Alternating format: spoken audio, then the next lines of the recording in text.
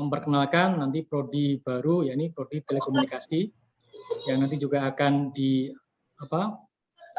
disampaikan juga bagaimana suasana perkuliahan di Teknik Elektro ITS, dan tentunya nanti juga di prodi baru nanti seperti apa. Karena mengingat perkembangan zaman dan perkembangan teknologi yang sudah sangat cepat, maka tidak salah ya kalau misalkan bahwa telekomunikasi sekarang menjadi kunci sebenarnya ya. Karena seperti saat ini sekarang ya, kita bersumria itu karena adanya teknologi telekomunikasi yang sudah sangat matang. Dan tentunya akan sangat menarik. Di balik itu apa sebenarnya yang akan dipelajari di prodi baru Teknik Telekomunikasi. Dan nanti juga kami harapkan dari Bapak Ibu ataupun siswa SMA SMK yang hadir juga nanti bisa memberikan masukan ya, memberikan komentar terkait dengan rencana pendirian prodi baru yang ada di Teknik Elektro ITS. Kami juga mengucapkan terima kasih kepada rekan-rekan dari Himpunan Mahasiswa Teknik Elektro ITS ya, atau khususnya mungkin teman-teman dari ini ya, panitia Evolution ya, atas istilahnya kerja kerasnya menyiapkan acara ini sehingga siang hari ini kita bisa melaksanakan acara ini dengan baik. Dan sebagai penutup, ya, semoga acara siang ini sampai nanti sore bisa menjadi referensi ya, atau acuan bagi kita semua terkait dengan keilmuan khususnya di bidang telekomunikasi dan pada umumnya di bidang teknik elektro. Demikian sekali lagi kami ucapkan selamat menikmati acara ini ya. Semoga bermanfaat bagi kita semua. Baik, terima kasih. Kami tutup. Assalamualaikum warahmatullahi wabarakatuh. Selamat siang. Terima kasih. Kami kembalikan ke Mbak dan Mas MC. Waalaikumsalam warahmatullahi wabarakatuh. Terima kasih kepada Pak Dedet atas sambutannya. Memang tidak dapat dibungkiri seperti yang dikatakan oleh Pak Dedet bahwa teknik elektro ini telah menorehkan banyak ya untuk di ITS, di mana mungkin pemekarannya yang mana itu disebut teknik telekomunikasi tentunya akan juga memberikan hal-hal yang baru dan tentunya seru kepada Institut Teknologi 10 November itu sendiri. Nah, benar banget yang dikatakan Rizky tadi, teman-teman. Tentunya jika kita membicarakan teknik elektro, pasti teman-teman semua udah punya gambaran ya masing-masing tentang apa itu teknik elektro, bagaimana rasa belajarnya di teknik elektro, peluang pekerjaannya gimana. Nah, daripada terus kepo, nah, ayo kita sambut pemateri kita setelah ini yang akan membawakan apa, Vi? Membawakan pengalaman kuliah di teknik elektro, Tungra, di mana tentunya pemateri kita kali ini didatangkan langsung dari Departemen Teknik Elektro yang masih aktif, supaya nantinya teman-teman dan para hadirin sekalian bisa mengetahui secara asli, akurat, dan detail mengenai departemen ini tentunya. Benar banget. Nah, tanpa mengulur waktu, kepada Mbak Lucy Amelia dan Mas Gozi Farizi, selaku pemateri, kami persilahkan. Oke, terima kasih atas waktunya Mas Mbak MC. Assalamualaikum warahmatullahi wabarakatuh. Perkenalkan, nama saya Muhammad Gozi Farizi dan teman saya Lucy Amelia selaku perwakilan dari Departemen Teknik Elektro ITS ya, yang akan memaparkan mengenai pengalaman di Departemen Elektro sendiri ya. Oke. Mungkin aku langsung mulai aja ya teman-teman dan Bapak Ibu sekalian. Sudah terlihat kan PPT-nya? Oke. Institut Teknologi 10 November sendiri atau yang biasa kita sebut sebagai ITS ini merupakan salah satu perguruan tinggi negeri terbaik yang ada di Indonesia. Yang mana ITS sendiri terletak di Kota Surabaya, Jawa Timur, sehingga banyak orang yang salah penyebutannya atau salah menafsirkan ITS sendiri. Biasanya orang-orang tahu Institut Teknologi Surabaya, bukan Institut Teknologi 10 November.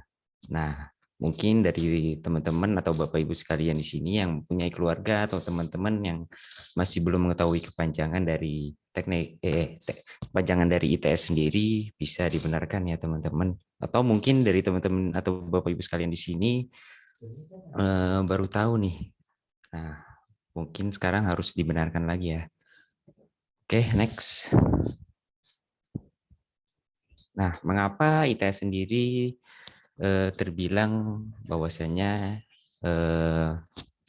menjadi salah satu perguruan tinggi negeri terbaik yang ada di Indonesia?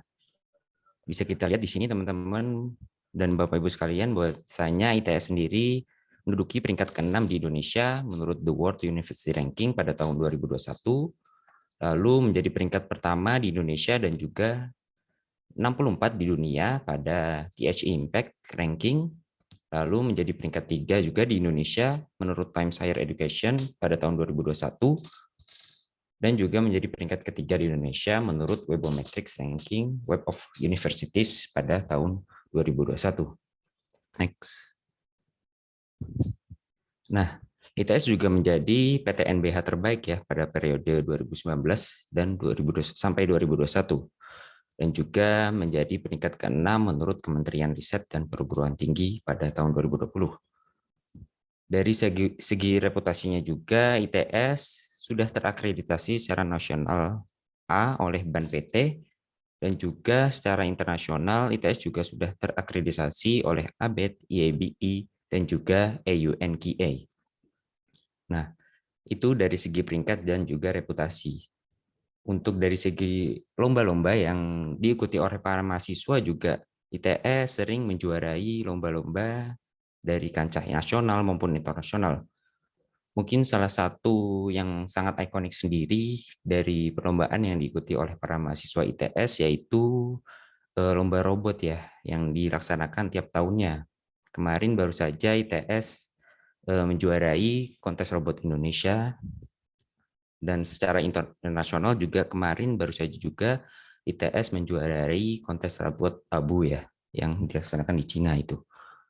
Nah, bisa dilihat teman-teman dan Bapak Ibu sekalian bahwasanya ITS sudah tidak bisa diragukan lagi ya untuk bisa menjadi salah satu pilihan studi yang akan dilanjutkan oleh para teman-teman SMA, siswa SMA untuk melanjutkan studinya setelah lulus SMA nanti ya, teman-teman. Next. Nah, di balik semua capaian-capaian atau prestasi yang diraih oleh ITS sendiri, pastinya ada fasilitas-fasilitas yang mendukung untuk mendapatkan prestasi-prestasi tersebut. Bisa kita lihat di sini, ITS memiliki gedung rektorat, perpustakaan, lalu ada gedung robotika, asrama mahasiswa, stadion, dan juga ada CO Working Space. Nah, selain itu juga ITS juga banyak memiliki fasilitas lain ya yang mendukung kegiatan-kegiatan dosen ataupun mahasiswa di bidang akademik maupun non akademik. Misalkan akademik contohnya ada gedung riset, lalu ada lab-lab yang memadai juga. Lalu dari segi non akademik juga ITS memiliki gor futsal, lalu ada gor badminton, dan masih banyak lain teman-teman dan Bapak Ibu sekalian. Oke, next. Nah, di ITS sendiri memiliki 7 fakultas ya. Yang pertama ada Faculty of Vocational yang meluluskan sarjana terapan, lalu ada Faculty of Industrial Technology and System Engineering, lalu ada Faculty of Marine Technology, lalu yang menjadi fokus kita pada bahasan siang kali ini yaitu Faculty of Intelligent Electrical and Informatics Technology, lalu ada Faculty of Creative Design and Digital Business, selanjutnya ada Faculty of Science and Data Analytics, dan yang terakhir yaitu Faculty of Civil Planning and Geoengineering. Next. Nah, ini yang menjadi fokus kita pada bahasan siang hari ini, yaitu Faculty of Intelligent Electrical and Informatics Technology, yang mana terdiri dari 7 departemen, yang satu diantaranya akan diresmikan akhir-akhir ini, yaitu Teknik Telekomunikasi ya teman-teman dan Bapak Ibu sekalian. Nah, apa saja sih departemen yang ada di fakultas ini? Itu bisa kita lihat di sini ada teknik elektro, teknik biomedik, teknik komputer, teknik telekomunikasi yang saya sebut tadi, lalu ada teknik informatika, sistem informasi, dan juga teknologi informasi. Mungkin selanjutnya bisa dilanjut oleh teman saya, yaitu Mbak Lucia Melia. Oke, terima kasih atas kesempatan yang Goji. Sekarang kita lebih mengenal lebih dalam tentang teknik elektro. Jadi, apa itu teknik elektro? Jurusan atau program studi teknik elektro adalah bagian dari bidang teknik yang mempelajari mendesain dan mengaplikasikan komponen dan sistem yang memanfaatkan listrik, elektronika, dan medan elektromagnetik. Jadi di sini mahasiswa ditantang untuk terus berinovasi dan mengembangkan teknologi baru untuk mengatasi berbagai persoalan yang berhubungan dengan kedokteran, energi, dan lingkungan. Next. Nah, jadi ini adalah bidang keahlian di teknik elektro, khususnya di teknik elektro ITS. Nah, jadi di sistem di teknik elektro ini, di tahun pertama, kita akan mempelajari tentang dasar-dasar teknik elektro secara umum. Nah, selanjutnya di tahun ketiga dan keempat, kita para mahasiswa dibebaskan untuk memilih ingin bidang keahlian apa yang kita tempuh. Misalnya mau sistem tenaga, atau elektronika, atau sistem pengaturan. Nah, yang pertama adalah sistem tenaga. Sistem tenaga adalah jaringan yang terinterkoneksi yang berfungsi untuk mendistribusikan listrik dari pembangkit ke pengguna. Nah, jadi di sistem tenaga ini kita akan mempelajari banyak hal. Itu tadi tentang pembangkit listrik, atau yang sekarang lagi ramai itu renewable energy, mobil, dan masih banyak lagi. Mungkin teman-teman juga ada ngelihat di jalan-jalan gitu, ada tiang dan kabel. Nah, itu tugasnya dari teknisi di sistem tenaga. Selanjutnya adalah ilmu yang pengaplikasiannya mungkin udah ada di sekitar kita ya, misalnya di depan kita ada laptop, di samping kita ada HP gitu. Nah, ini adalah penerapan dari ilmu elektronika. Ilmu elektronika secara definisi adalah ilmu yang mempelajari alat listrik arus lemah yang dioperasikan dengan cara mengontrol aliran elektron atau partikel bermuatan listrik dalam suatu alat seperti komputer, peralatan elektronik, termokouple, semikonduktor, dan lain sebagainya. Kalau pengalaman dari kakak kelas semester atas yang udah mengambil bidang studi elektronika ini, nanti kita mahasiswa akan sering banget membuat alat elektronik setiap minggunya. Alat-alatnya ini terus berbeda ya teman-teman tiap minggunya. Jadi kita mahasiswa akan lebih berpengalaman dalam pembuatan alat elektronik. Nah, selanjutnya yang terakhir adalah ilmu yang sering banget diterapkan di industri. Di pabrik-pabrik itu kan sering menggunakan alat-alat yang sudah tersistem sehingga otomatis bekerja di waktu tertentu gitu. Nah, di sini menggunakan ilmu dari sistem pengaturan.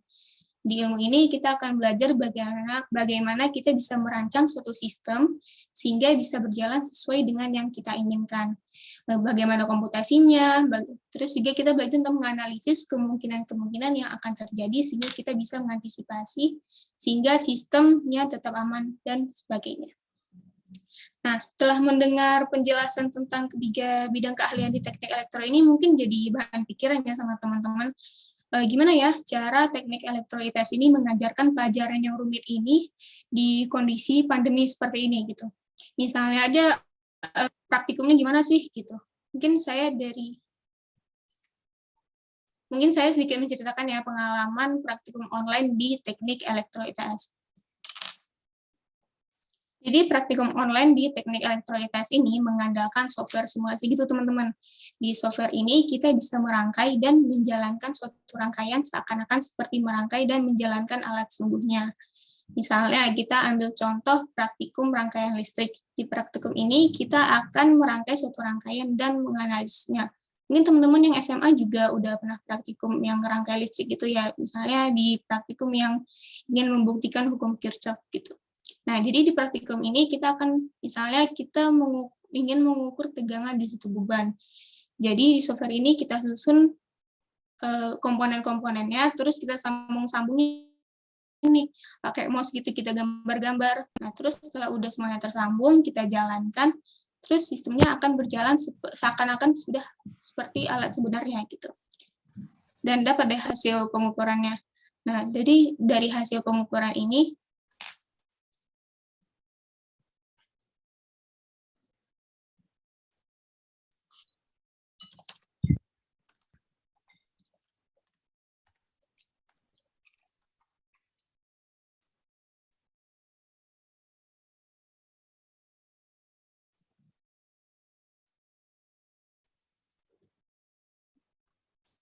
Mungkin Mbak Lucia Melinya sedang ada gangguan ya. Mungkin aku lanjutin.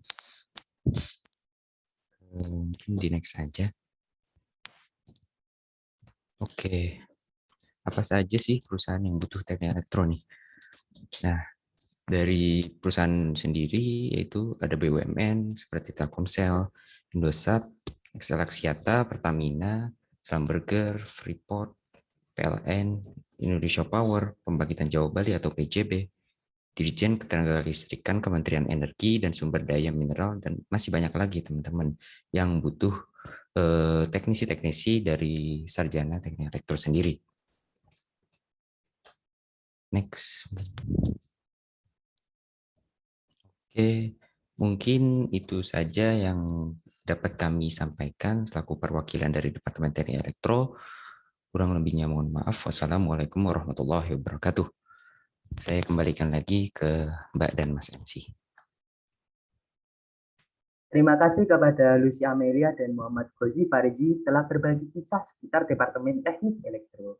Untuk selanjutnya ialah pengenalan mengenai Departemen baru di Fakultas Teknologi Elektronika dan Informatika Cerdas atau FTIC. Apalagi kalau bukan apa, Rah? Departemen Teknik Telekomunikasi dong, Vi. Kok lupa? Iya, nggak lupa kok. Cuma lagi ngetes konsentrasi aja. Oke, untuk pengenalan Departemen Teknik Telekomunikasi oleh Bapak Profesor Dr. Insinyur Gamantio Hendrantoro, PhD, kami persilahkan. Oke, terima kasih kepada pasangan MC ini yang sudah mengawal dan membuka acara kita pada siang atau sore hari ini. Saya akan share screen. Sebentar. Baik, semoga sudah bisa dilihat semua. Oke, sebentar. Ini juga supaya Anda menutupi. Oke. Iya. Baik, saya mulai. Terima kasih. Assalamualaikum warahmatullahi wabarakatuh. Selamat siang dan salam sejahtera. Semoga suara saya bisa didengar dengan baik. Yang akan saya presentasikan sekarang ini adalah program studi sarjana teknik telekomunikasi. Jadi mungkin sedikit meralat tadi yang disampaikan terakhir tadi oleh kakak-kakak moderator ini atau MC ini. Jadi program studi baru sarjana teknik telekomunikasi ini masih di bawah Departemen Teknik Elektro. Jadi bukan Departemen Teknik Telekomunikasi, tapi program studi sarjana teknik telekomunikasi. Jadi nanti akan ada 2 program studi di bawah Departemen Teknik Elektro. Yang pertama adalah program studi Teknik Elektro yang sampai saat ini sudah kita kenal dengan baik. Nah, yang baru yang kedua ini nanti adalah program studi Teknik Telekomunikasi, ya. Dan kami masih berada juga di bawah fakultas yang sama tentunya, yaitu Fakultas Teknologi Elektro dan Informatika Cerdas atau Elektiks, ya. Oke, ini sekedar yang jadi cover ini adalah salah satu kakak mahasiswi ini sebenarnya juga sudah lulus ini, ya. Jadi ini praktikum bermain-main ya, dengan antena horn, ya istilahnya. Akan saya lanjutkan. Nah, ini sebenarnya cover yang resmi adalah yang ini, ya. Jadi program studi sarjana teknik telekomunikasi, ya. Jadi sekedar untuk mengilustrasikan betapa telekomunikasi itu menjadi sarana yang sangat penting bagi kegiatan perekonomian, bukan hanya di Indonesia tapi di seluruh dunia, gitu ya. Oke, topik kita pada siang atau sore hari ini adalah, pertama saya akan mulai dengan latar belakang, saya jelaskan sedikit apa itu arti telekomunikasi, kemudian perkembangan teknologi telekomunikasi, ya, kemudian saya akan belok ke kebutuhan layanan telekomunikasi di Indonesia, serta tentunya perlunya sumber daya manusia, khususnya yang berstatus sarjana teknik telekomunikasi. Kemudian saya baru akan menjelaskan tentang program studinya, mulai dari bidang keilmuan, dosen-dosennya, fasilitasnya, maupun lapangan kerja lulusannya nanti. Nah, setelah itu nanti sedikit 1 lembar slide itu mengenai penerimaan mahasiswa baru. Oke, saya lanjut. Nah, ini yang pertama. Sebentar, ini saya hide. Oke, jadi saya mulai dengan arti telekomunikasi, ya. Jadi kalau dari namanya saja, tele itu adalah sebuah kata dari bahasa Yunani, artinya jauh. Komunikare itu adalah bahasa Latin, ya, dan artinya berbagi. Jadi itu adalah asal kata telekomunikasi yang sebenarnya istilah telekomunikasi itu mungkin baru mulai populer di awal 1900-an. Dan awalnya itu dari Prancis itu kalau menurut ceritanya, menurut sejarahnya. Jadi telekomunikasi adalah komunikasi antara dua pihak. Kalau komunikasi antara dua pihak saja lah kita ngobrol ini sudah komunikasi ya. Tapi ada lanjutannya, komunikasi antara dua pihak yang terpisah oleh jarak dan belum selesai ini dengan menggunakan teknologi ya.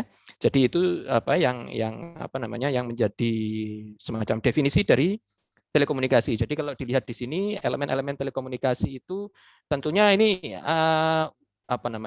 usernya, penggunanya itu misalkan ini sedang menghadap ke komputer besar, zaman sekarang sudah jarang ada komputer di atas meja begini ya. Kebanyakan juga mungkin yang sudah dalam bentuk laptop atau malah komunikasinya pakai HP, tapi yang jelas mereka ini menjadi sumber informasi. Dan misalkan si Mbak yang lagi nelpon ini mungkin lagi berbicara dengan Mas yang ada di kiri ini gitu ya.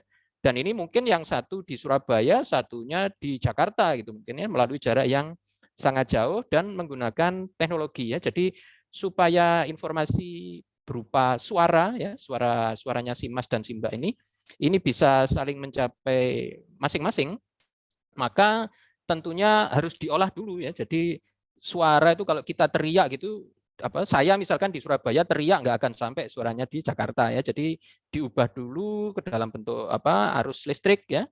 Kemudian nanti kalau misalkan harus lewat radio, jadi arus listrik itu harus diubah menjadi gelombang elektromagnetik ya. Jadi itu kaitannya dengan pengolahan informasi. Jadi itu modulasi istilahnya, dan kadang-kadang bukan sekedar modulasi tapi ditambahi. Jadi misalkan dijadikan digital misalkan ya. Dijadikan digital supaya gampang diolahnya, supaya gampang kalau digital itu kan misalkan kalau biner dalam bentuk bit-bit gitu ya, 0 atau 1 itu kalau ada yang errornya itu kemungkinannya kalau 1, kalau error ya jadi 0 gitu kan. Jadi lebih mudah untuk dikoreksi sehingga nanti kualitas yang diterima di ujung yang satunya itu bisa bersih gitu ya, bisa baik gitu suaranya. Ya, jadi pengolahan informasi kira-kira seperti itu bentuknya. Kemudian elemen yang kedua, yang ini tadi pengolahan informasi ya. Elemen yang kedua adalah mediumnya ya. Mediumnya itu ya berupa ini. Misalkan kalau telepon ini ya, kalau dari yang masih dari rumah itu ya keluarnya dalam bentuk kabel atau sekarang sudah dalam bentuk fiber optik ya. Dan apalagi sekarang zamannya seluler, maka medium pengirimannya ya berarti adalah dalam hal ini mediumnya udara, tapi informasinya merambat ya dari telepon. Kalau adik-adik mungkin sudah pada tahu ke BTS ya, bukan BTS yang dari Korea ya, tapi BTS Base Transceiver System itu yang ada menaranya itu. Nah itu berarti informasinya merambat melalui gelombang elektromagnetik. Biasanya kita sebut sebagai gelombang radio gitu ya, dari telepon HP kita ke BTS ya. Oke, itu yang elemen kedua. Elemen ketiganya adalah jaringannya ini ya. Jadi kalau si Mbak ini di Surabaya nelpon Masnya ini di Jakarta ya pasti harus lewat jaringan ini karena saluran yang menuju ke Jakarta itu ada jalannya sendiri gitu ya. Jadi padahal jaringan ini kan melayani bukan hanya user yang ada di Surabaya dan Jakarta, tapi juga Semarang, Jogja, bahkan ke Sumatera, Kalimantan, bahkan ke luar negeri gitu kan. Jadi jaringan ini sangat penting ya supaya si Mbak ini yang ada di Surabaya ini bisa menelpon siapapun yang ada di seluruh dunia gitu ya. Nah, itu 3 elemen utama dalam sistem telekomunikasi. Nah, tapi apakah sesederhana ini ya? Kayaknya kok enggak ya. Jadi dalam kenyataannya nanti seperti ini. Sebentar ya, saya klikkan. Nah, ini ya. Jadi macam-macam nanti ya jaringan dan sistem komunikasi itu ya. Ada yang pakai fiber optik ini, tapi ada juga yang suatu saat nanti kita berkomunikasi gitu ya, itu bisa menggunakan VLC, ini Visible Light Communications, berarti menggunakan cahaya. Jadi bukan lagi pakai kabel atau serat optik, fiber optik ini, tapi benar-benar cahaya tampak. Ya. Kemudian juga komunikasi itu juga misalkan ini dengan ini, kalau dilihat ini ada drone di sini ya. Nah, drone ini bisa kemudian menjadi semacam BTS tadi. BTS itu biasanya berada di atas tower, sekarang BTS-nya di drone gitu ya, pakai drone. Kemudian juga komunikasinya nanti bisa dengan jaringan yang di tubuh manusia gitu ya. Dan ini biasanya digunakan di rumah sakit atau untuk olahragawan ya, kalau lagi jogging sambil diukur denyut jantungnya. Nah, itu alat untuk monitoringnya itu mungkin letaknya jauh di pelatihnya gitu ya. Nah, itu semuanya bisa dilakukan dengan menggunakan teknologi komunikasi, dan tentunya juga ada yang dengan satelit ya, dan lain-lain, termasuk komunikasi bawah air ya dengan menggunakan optik ataupun gelombang akustik ya, gelombang suara ya. Baik, saya lanjutkan berikutnya. Nah, oke, sekarang kita coba lihat perkembangan teknologinya. Oke, sekarang ini yang katanya masih lagi dibangun di Indonesia itu namanya adalah 5G ya, atau generasi kelima ya. Jadi ini adalah teknologi seluler generasi kelima. Saat ini kayaknya infrastrukturnya belum selesai digelar atau dipasang di Indonesia, masih dalam proses. Padahal ya sekarang ini para pengembang teknologi komunikasi itu juga sudah mulai mengembangkan yang generasi ke-6 ya. Dan itu juga apa sih bedanya gitu ya, kalau generasi kelima itu jelas kapasitasnya lebih besar, itu artinya lebih banyak orang yang berdekatan itu yang sama-sama. Jadi misalkan kalau nanti adik-adik jadi mahasiswa kemudian lulus wisudanya itu dikumpulkan, biasanya namanya tempatnya itu adalah Geraha ITS ya untuk wisuda. Nah, itu di situ ada 1.000 mahasiswa di wisuda, masing-masing motret ya pakai HP-nya, kemudian fotonya bersamaan dikirim ke keluarganya masing-masing. Nah, biasanya itu tidak terkirim ya, karena semuanya berusaha ngirim foto lah. Foto itu kan ukuran filenya besar gitu kan. Nah, nanti dengan 5G itu dengan generasi kelima itu diharapkan masing-masing foto yang dikirim itu akan sampai di tujuannya masing-masing gitu ya. Itu salah satu keunggulan generasi kelima. Di samping itu juga mungkin sudah pernah ada yang dengar Internet of Things ya. Internet of Things itu biasanya digunakan untuk menyambungkan sensor yang tersebar misalkan ya di seluruh kota gitu ya, tersebar. Nah, itu disambungkan lewat jaringan seluler ya, yaitu yang berbasis generasi kelima. Nah, kalau yang IoT atau Internet of Things biasa sih mungkin nggak perlu generasi kelima. Nah, generasi kelima ini adalah untuk yang jumlah sensornya sangat banyak.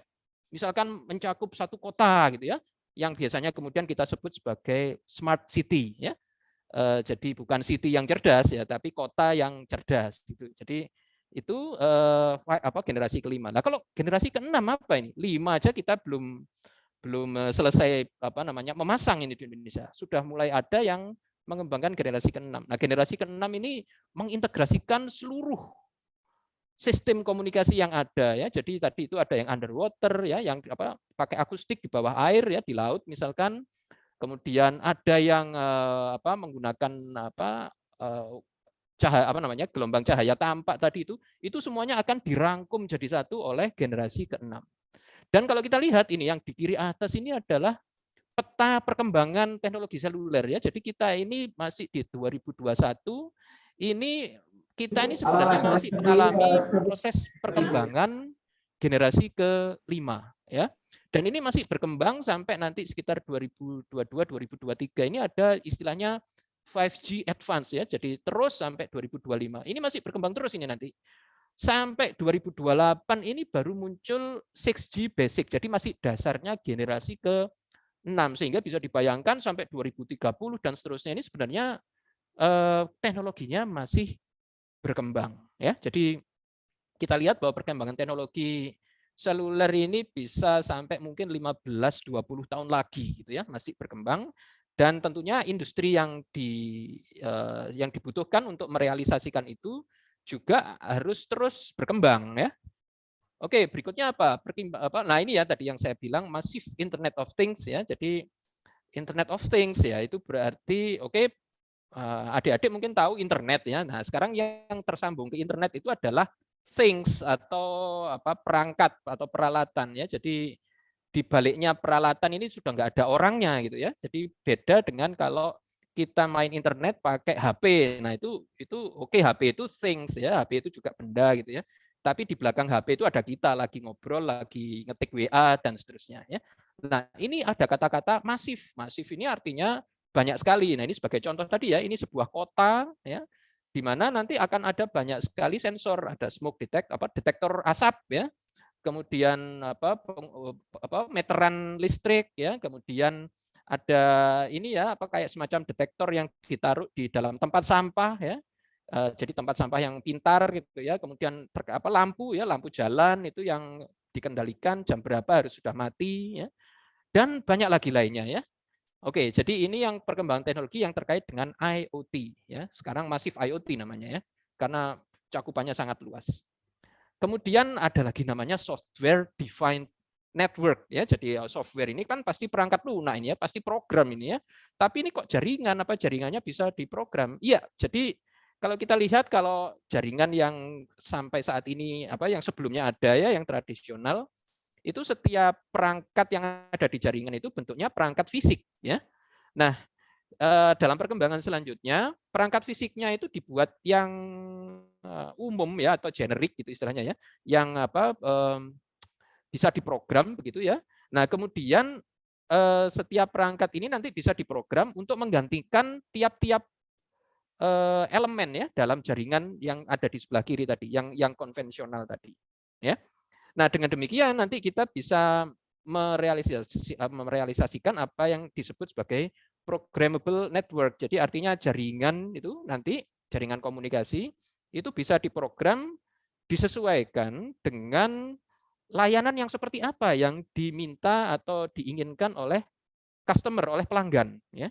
Jadi kalau layanannya itu untuk kayak IoT tadi ya, tapi yang diukur itu hanya sekedar misalkan meteran listrik, nah itu kan yang dikirim itu kan paling cuma beberapa bit informasi gitu ya. Nah, jadi yang atau mungkin digunakan untuk mengendalikan mobil otonom yang nggak ada sopirnya itu. Nah, itu bisa aja nanti berarti jaringannya diprogram supaya responnya cepat ya, supaya responnya cepat. Jadi kalau mobil itu mendeteksi bahwa di depannya ada mobil lain, maka tentunya hasil deteksinya dikirimkan ke pengolah ya, controller itu. Controllernya ngasih jawaban, kamu harus belok kiri. Ya, jadi mobilnya harus dengan cepat belok kiri supaya nggak nabrak mobil di depannya. Nah itu menjadi teknologi yang terbaru itu ya di bidang jaringan komunikasi. Nah kemudian di bidang satelit, Indonesia sekarang ini masih sedang mengembangkan satelit namanya satelit Satria ya. Ini proyeknya Kominfo ini ya. Jadi satelit Satria ini adalah satelit kapasitas tinggi yang nanti digunakan untuk mengcover seluruh wilayah di Indonesia untuk berbagai keperluan, khususnya pendidikan. Ya. Nah ini tentunya akan butuh tenaga kerja ini untuk bisa merealisasikan ini sampai ke daerah-daerah ini, sampai ke daerah Papua, Maluku, ya dan seterusnya. Oke, berikutnya TV digital. Nah, dalam waktu mungkin tahun ini atau tahun depan gitu ya, TV analog itu yang kita tonton saat ini ya di rumah itu yang pakai antena itu sebagian kecil sudah ada yang digital, tapi sebagian besar itu masih TV analog ya. Jadi saudara-saudara kita yang di Papua, di Maluku itu mungkin yang mereka tangkap sinyalnya itu masih TV analog ya. Jadi seperti ya kalau kita nonton RCTI dan lain sebagainya itu SCTV dan lain sebagainya itu sebenarnya sinyalnya masih analog. Nah yang TV digital ini baru beberapa yang uji coba. Nah suatu saat nanti mereka akan menggantikan TV analog. Terus apa bedanya ya kalau TV analog itu ya satu channel istilahnya ya itu hanya akan muncul satu program dan kalau sinyalnya buruk itu di layar akan muncul bintik-bintik kayak gini ya. Sementara kalau yang sinyal TV digital itu nanti satu channelnya, satu stasiun itu bisa mengirim beberapa program sekaligus ya. Jadi 1, 2, 3, 4, 5, 6 ini contohnya ya. Dan kualitas gambarnya juga lebih bagus ya. Oke, ini perkembangan di bidang televisi. Bagaimana dengan radar? radar ini salah satu contohnya itu nanti radar itu digunakan di mobil otonom yang tanpa supir itu. Ya, jadi di depan, belakang, samping, kiri, kanan itu akan ada radar ya yang bisa digunakan oleh si mobil ini untuk mendeteksi apakah di depannya itu ada mobil lain atau enggak, yang seperti tadi saya ceritakan. Remote sensing tentunya juga ya. Jadi dengan remote sensing ini dengan menggunakan satelit ya dan teknologi antena kita bisa melakukan pemetaan ya, jadi permukaan bumi seperti apa, dan sekaligus juga melakukan kayak prediksi cuaca gitu ya. Jadi ini berdasarkan cuaca yang terpotret saat ini dengan menggunakan gelombang radio maupun inframerah misalkan ya.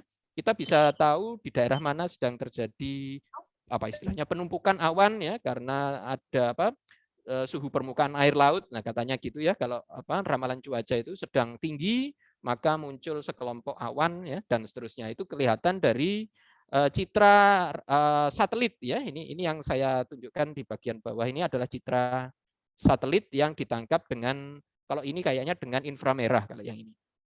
Ya. Oke, saya lanjut. Nah, sekarang itu tadi perkembangan teknologi ya di bidang telekomunikasi. Nah, kita juga perlu melihat seperti apa industri telekomunikasi yang ada di Indonesia ya. Jadi kita bisa melihat kalau dari sisi mata rantai industri telekomunikasi ini yang terlibat di dalamnya itu adalah misalkan perusahaan pembuat komponen dan modul elektronik ya untuk perangkat telekomunikasi. Contohnya apa ya? Contohnya misalkan ada pabrik yang bikin antena, itu termasuk di sini ya.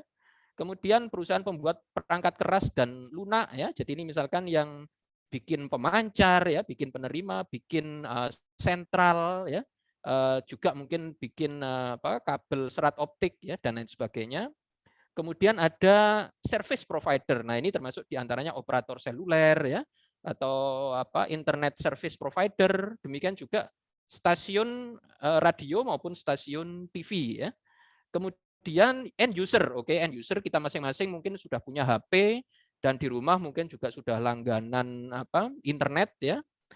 Jadi kita ini termasuk user yang perorangan ya. Tapi di luar itu perusahaan kayak bank-bank itu, setiap bank itu pasti menjadi pelanggan dari operator telekomunikasi ya. Demikian juga pabrik pertambangan misalkan ya, usaha atau perusahaan pertambangan atau pabrik atau bahkan sekolah ya, universitas ya, ITS misalkan. ITS itu menjadi pelanggannya operator telekomunikasi juga ya. Oleh karena itu tadi sempat disampaikan ITS itu bisa melakukan kuliah daring atau kuliah online dengan lancar tadi ya, disebutkan oleh kakak-kakak MC atau moderator tadi itu.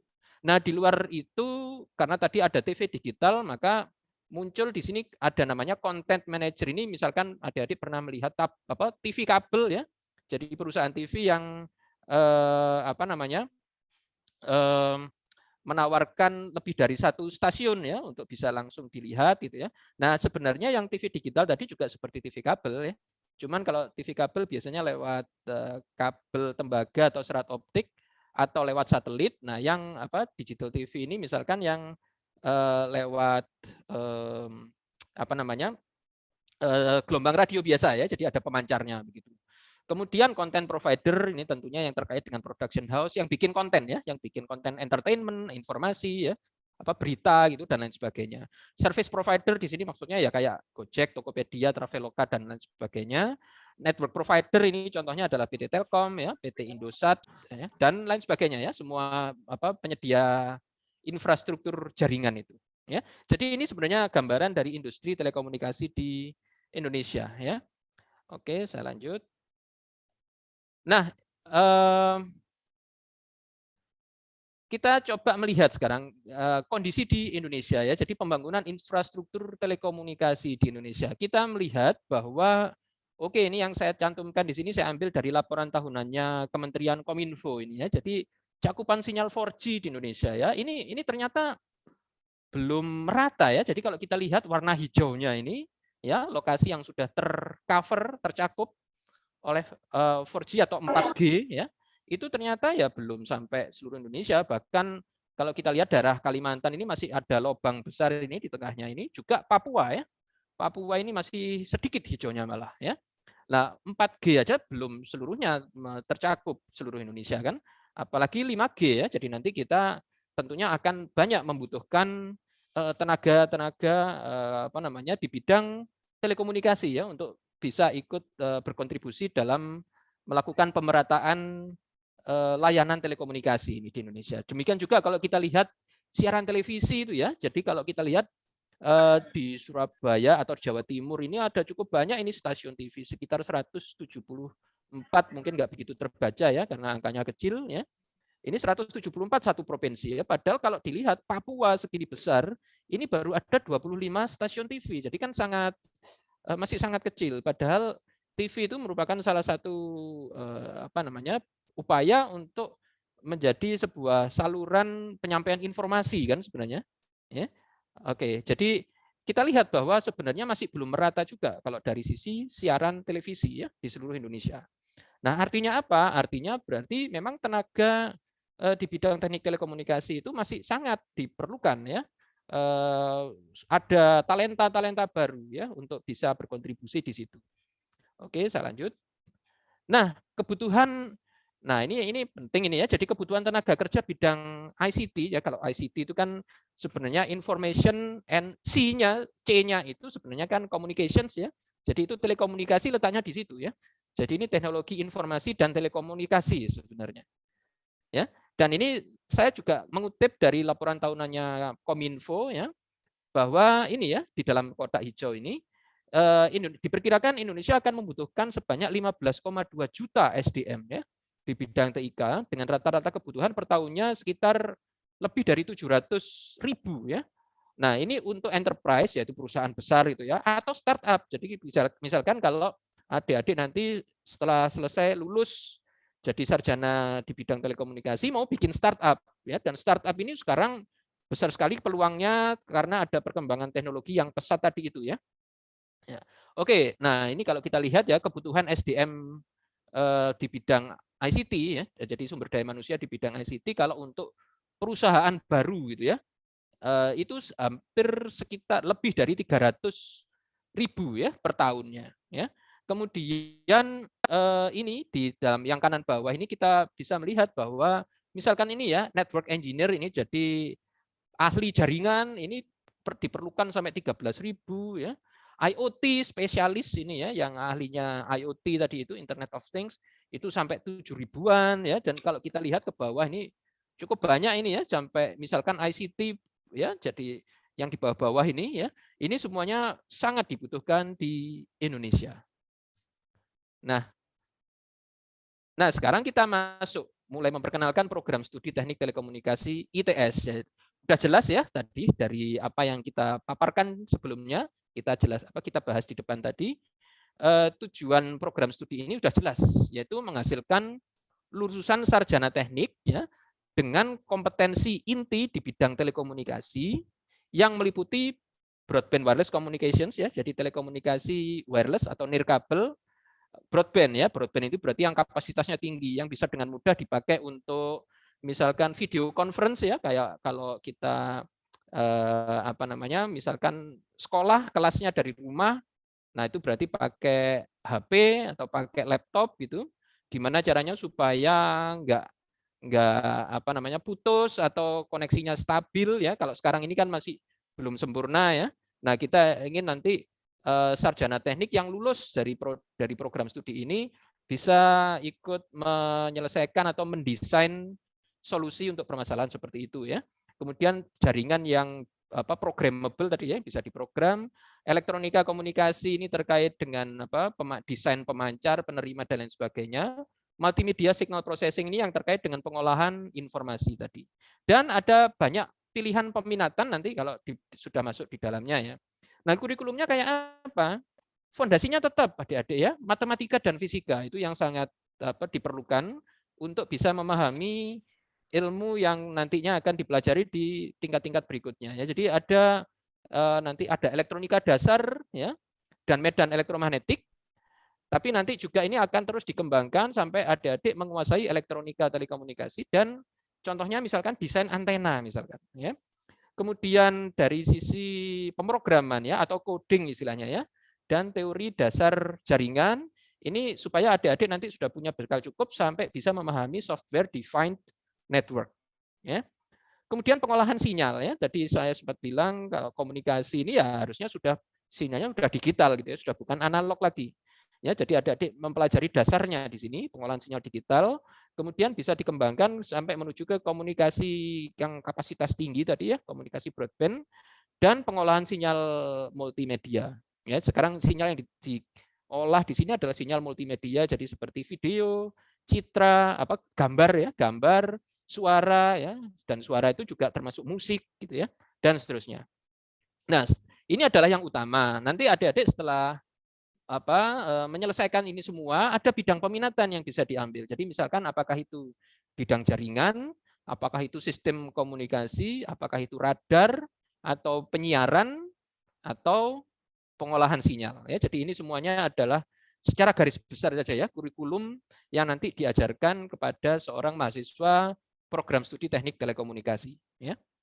Nah ini ya, jadi kalau sekarang kita coba kupas satu persatu, ada apa sih di dalam program studi itu? Pertama, saya ini salah satu dosen ya di situ ya, tapi teman-teman saya ada 13 orang, jadi ada 13 termasuk saya ya, 13 dosen senior, termasuk diantaranya sudah ada 10 doktor ya, dan 1 profesor ya. Kemudian kita juga tadi sudah sempat dijelaskan oleh kakak-kakak yang jadi MC tadi, ada fasilitas pembelajaran baik yang untuk daring ya, atau online maupun luring ya atau offline. Kemudian kita punya 4 ruang praktikum telekomunikasi ya, semuanya di bawah Departemen Teknik Elektro ya. Dan yang menarik ini ya, fasilitas 5G Experience Center. Ini baru saja didirikan ya tahun 2021 kemarin. Ini letaknya di Klaster Inovasi ICT dan Robotika ITS ya. Dan ini kerjasama ITS bersama Nokia dan Indosat.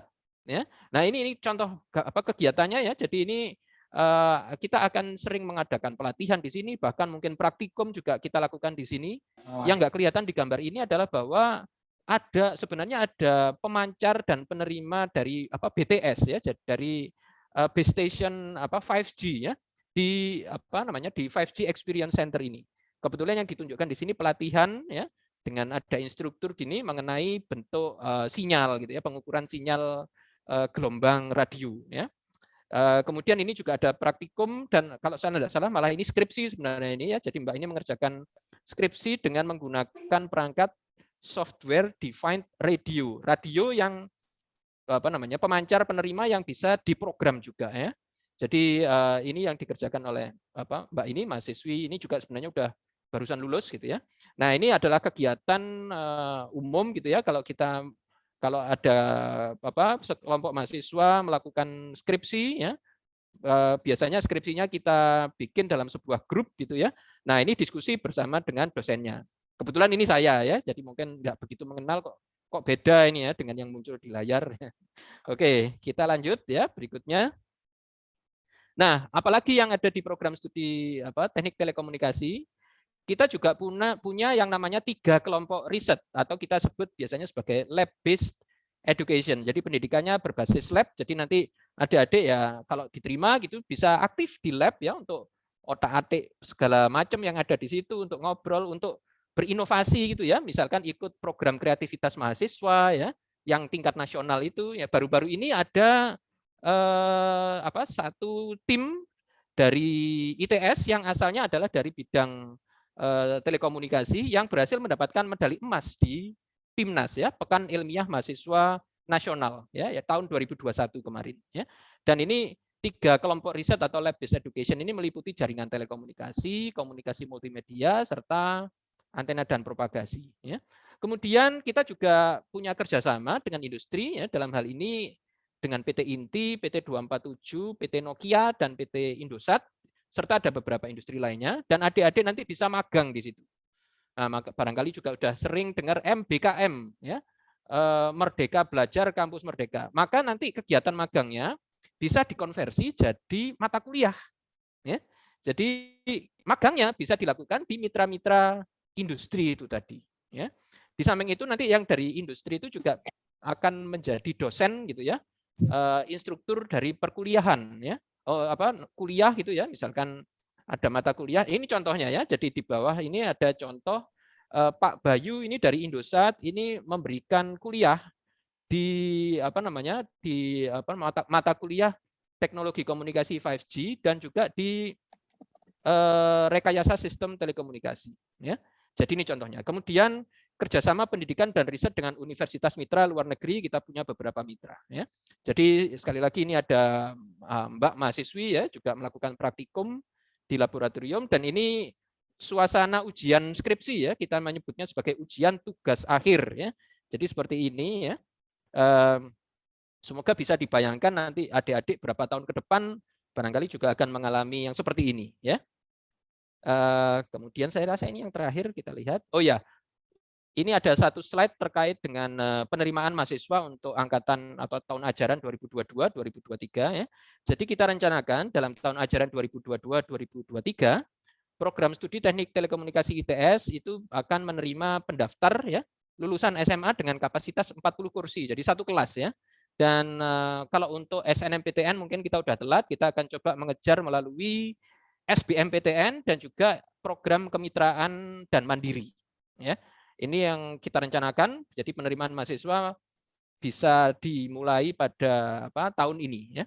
Kemudian kalau ada pertanyaan lebih lanjut, silakan disampaikan ke Bu Titik. Ya, Bu Titik ini alumni SMA 5 ini Surabaya. Ya, jadi silakan dikirimin WA aja di nomor ini atau lewat email ke alamat ini. Ya.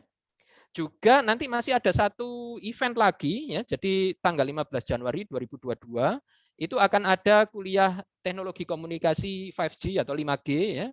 Nanti ada program atau event yang namanya ini loh ITS ya. Nah, silakan dipantau ya, silakan dimonitor di alamat ini ya. Dan terakhir saya juga minta bantuan ini ya, karena kita juga ingin melihat sebenarnya banyak nggak sih yang berminat menjadi mahasiswa di program studi Teknik Telekomunikasi ITS. Jadi mohon bantuannya ya pada adik-adik untuk mengisi kuesioner ya peminatan kuliah pada alamat yang ada di bawah ini ya. Nanti mungkin akan di-share atau malah mungkin sudah di-share di chatnya Zoom maupun di YouTube dan di Instagram live-nya ya. Moga-moga nanti sudah di-share di sana ya sehingga mudah ngekliknya gitu ya. Nah, jadi itu akhir dari presentasi saya. Terima kasih.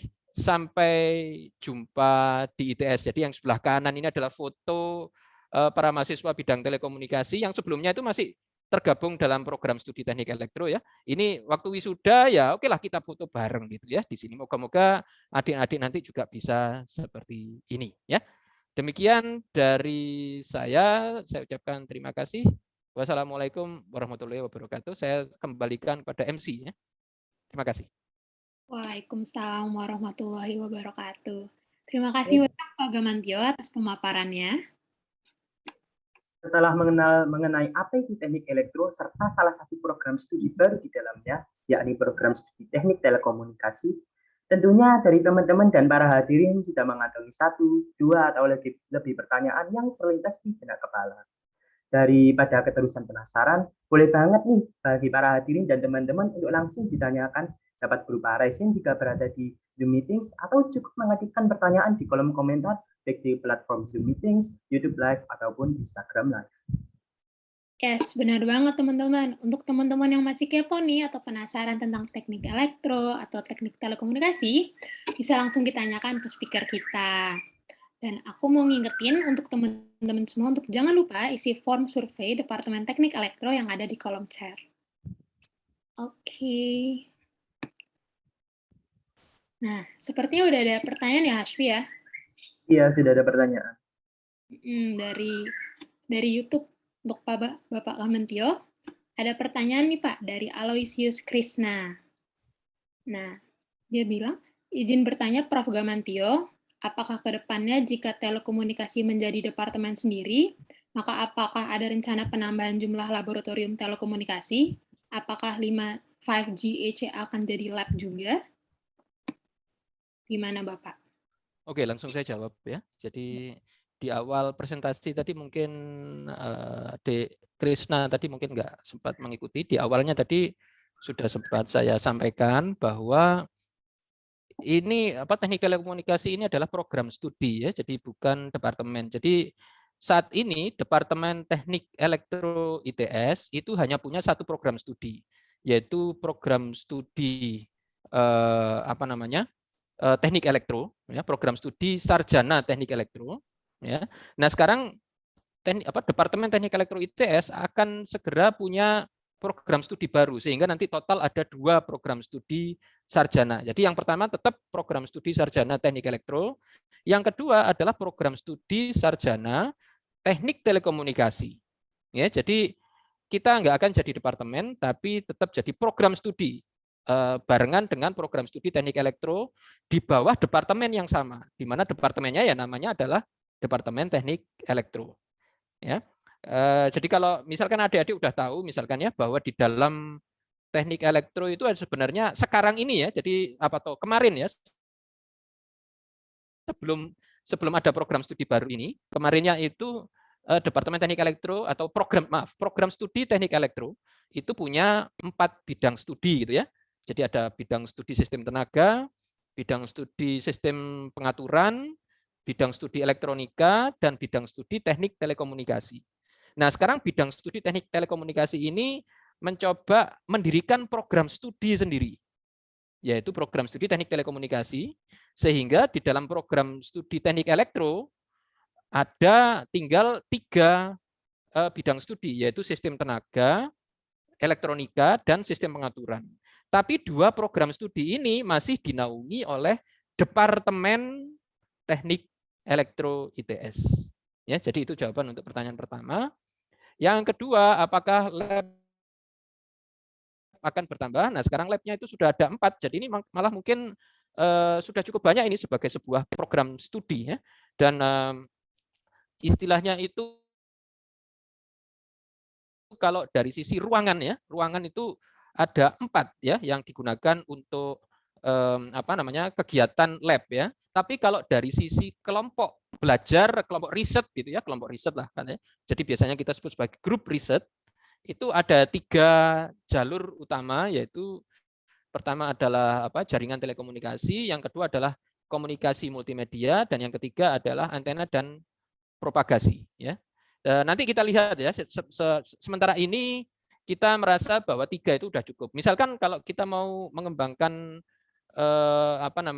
kita mau belajar 5G misalkan ya, generasi kelima ini ya, itu 5G ini bisa kita pecah-pecah kan ya ke dalam elemen-elemennya ya.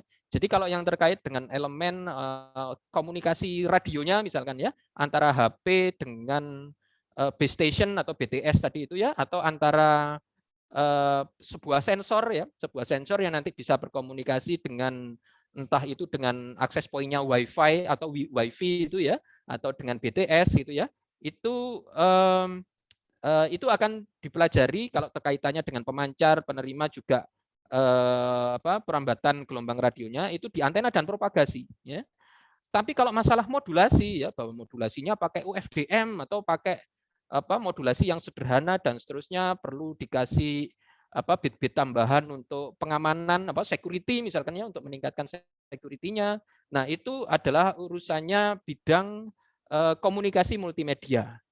Juga termasuk apakah sensornya itu berupa kamera. Nah, kalau kamera kan berarti informasinya itu berupa video mungkin atau mungkin foto. Nah, itu urusannya komunikasi multimedia. Satu lagi yaitu yang kelompok jaringan telekomunikasi. Jadi jaringannya sendiri yang kemudian nanti akan menghubungkan sensor-sensor tadi misalkan atau HP kita ini satu sama lain itu akan terhubung melalui sebuah jaringan. Nah, ini jaringannya ini diteliti atau dipelajari di jaringan telekomunikasi. Ya. Jadi untuk sementara ini kami rasa labnya kalau dari sisi kelompok risetnya ya itu masih belum perlu bertambah ya. Ya, tapi nanti kalau seiring perkembangan teknologi nanti kita lihat apakah perlu diperbanyak atau enggak gitu ya. Saya rasa itu jawabannya. Terima kasih. Oke, Bapak. Makasih Bapak atas jawabannya. Lalu ada pertanyaan lagi nih. Gimana Hashmi? Mungkin untuk pertanyaan selanjutnya saya izin membacakan ya Pak Profesor Gam. Permisi Profesor Gamantio izin bertanya terkait 5G sendiri yang tentunya belum merata penyebarannya di Indonesia, kenapa Indonesia perlu mempersiapkan secara dini mengenai sistem 6G, di mana tentunya dapat dilakukan untuk memaksimalkan 5G terlebih dahulu. Mungkin itu Pak tadi pertanyaannya. Oke, baik. Mengapa perlu? Ya justru karena 5G-nya itu belum selesai dideploy ya. Jadi mendeploy 5G atau mendeploy jaringan itu kan nggak gampang ya. Jadi prosesnya itu contoh gini aja ya. Mendirikan sebuah tower BTS 5G ya. Itu pertama kita harus tahu posisi yang memungkinkan cakupan, daerah cakupan yang katakanlah yang luas misalkan ya. Ya walaupun 5G nanti selnya itu sel kecil, tapi kan berarti cakupannya itu perlu dipastikan bisa mencakup daerah seberapa luas dan kemudian juga bisa mengcover maksimal berapa user atau bisa melayani pengiriman informasi sampai berapa bit per second dalam satu wilayah 1 kilometer persegi misalkan ya. Nah, itu semua itu memerlukan pekerjaan seorang ahli telekomunikasi untuk bisa merancang jaringan telekomunikasi ya, merancang jaringan telekomunikasi. Itu baru satu BTS ya. Padahal oke, kalau kita lihat 4G aja, 4G itu masih banyak daerah yang belum di cover, dicakup oleh BTS 4G atau 4G ya. Untuk 5G, apalagi 5G ya, kita baru sedang mulai menggelar itu dan selnya kan kecil-kecil nantinya itu ya. Jadi artinya akan lebih banyak BTS yang harus dipasang ya. Oke, kalau BTS sudah dipasang belum berhenti sampai di situ ya, karena nanti perlu ada optimasi sel. Bagaimana caranya supaya setiap user yang ada di situ itu bisa menikmati kapasitas sebesar mungkin ya dari layanan 5G tersebut ya. Dan nanti kalau sudah beroperasi lebih lanjut ya, kemudian ada urusan lain yaitu tadi nggak saya sebutkan sama sekali ya, namanya use case ya. Jadi aplikasi layanan ya, di mana aplikasi layanan ini sebenarnya bergantung pada kebutuhan orang per orang atau mungkin tiap perusahaan yang menjadi pelanggannya operator telekomunikasi itu akan memerlukan jenis layanan yang berbeda. Sebagai contoh gini, kalau ada sebuah perusahaan yang bergerak di bidang agrobisnis misalkan ya, jadi punya lahan perkebunan atau lahan sawah yang luas ya, maka untuk bisa melakukan kontrol ya terhadap bagaimana kondisi atmosfer kebunnya ya, apakah kelembabannya cukup atau berlebihan ya. Demikian juga apakah sudah waktunya untuk misalkan disiram gitu ya, disiram air misalkan tanamannya itu ya, apakah sudah waktunya panen ya, apakah ada hama ya, dan seterusnya. Itu kan berarti butuh sensor, dan kalau lahan perkebunannya cukup luas ya, maka kita perlu menggelar sensor-sensornya itu mungkin di seluruh lahan perkebunan ya.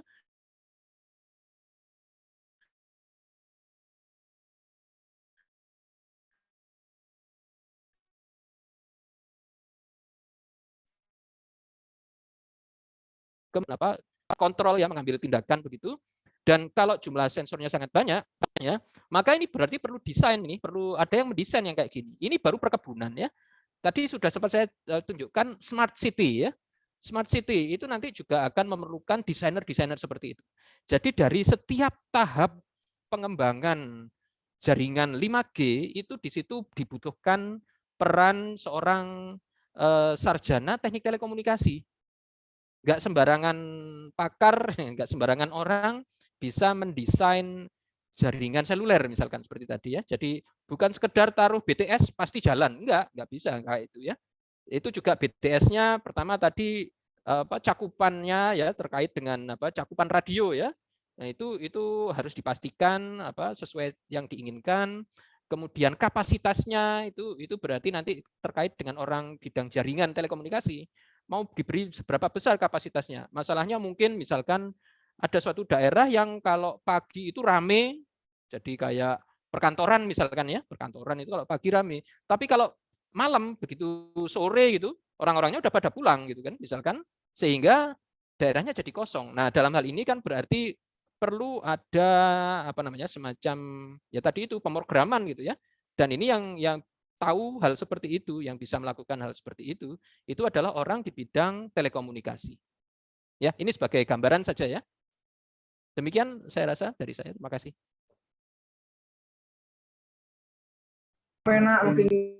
Terima kasih Profesor Kamandio atas penjelasan dari pertanyaan tadi. Mungkin terdapat pertanyaan selanjutnya dari Mbak Zahra, mungkin bisa dibantu dibacakan. Iya Pak, ya Bapak Gamantio. Nah, ada pertanyaan nih Pak. Permisi Prof. Gamantio, saya izin bertanya terkait perkembangan jaringan yang ada di Indonesia. Untuk peralihan dari 4G ke 5G misalnya. Kan dapat diketahui dari daerah coverage, sinyal lebih kecil yang mana tentunya menimbulkan kerugian tersendiri bagi sistem di Indonesia. Di Indonesia, bagaimana cara mengatasi hal tersebut ya Pak? Nah, gimana Bapak? Maksudnya apa tadi ya? Gimana diulangi tadi saya kurang bisa menangkap. Ya Pak. Izin bertanya terkait perkembangan jaringan yang ada di Indonesia. Untuk peralihan dari 4G ke 5G, dapat diketahui dari daerah coverage sinyal yang lebih kecil, yang mana tentunya menimbulkan kerugian tersendiri bagi sistem di Indonesia.